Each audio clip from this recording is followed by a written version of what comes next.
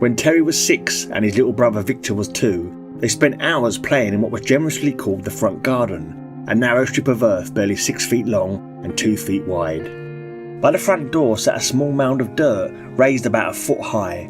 To the boys it looked like a tiny hill, and it held their fascination for days on end.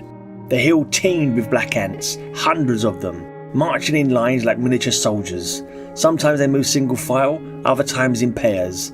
A steady stream would peel off toward the pavement, disappearing into the gutter drain. Yet no matter how many vanished, the hill never seemed to empty. One afternoon, as Terry and Victor crouched in their usual spot, watching the ants with quiet reverence, a boy about Terry's age wandered up. Without hesitation, he began stomping on the ants, his bright red sandals thudding against the pavement, squashing dozens that couldn't escape in time. "Stop that!" Terry shouted. "You're being cruel! Leave them alone!" "They're only ants," the boy replied with a shrug. "Who cares?" "I do," Terry said firmly, "and so does my brother." Victor, sitting nearby, wore the kind of expression that could only be described as a 2-year-old's version of indignation.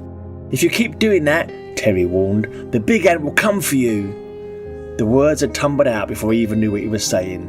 "That hill," he continued, pointing to the mound, "is the big ant's back. He's watching, and he's angry you're killing his friends." The boy scoffed. "Don't be daft, there's no such thing as a big ant." "There is," Terry insisted, "and you'll be sorry."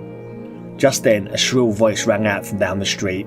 "Timothy, get back here! Stop ruining his new sandals! You only got them today!" The boy flinched, muttered, "Sorry, mother," and hurried off. Terry peeked around the corner and saw Timothy get a clip around the ear before being ushered into a house about 10 doors down. The next morning, as Terry and Victor ate breakfast, Terry spotted Timothy outside again, stamping on the ants with those same red sandals. He bolted out the door to confront him. "Stop it!" he yelled. His mum came over, drawn by the commotion. She saw what Timothy was doing and told him to leave. He scampered off, laughing. A few days later, there was a knock at the door. A woman stood on the step holding a photograph. "Have you seen this boy?" she asked, showing the picture. "Timothy, the ant stomper."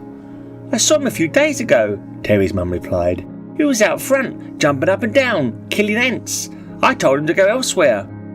"He hasn't come home," the woman said, her voice tight with worry. "It's been days." "I'll keep an eye out," Terry's mum promised.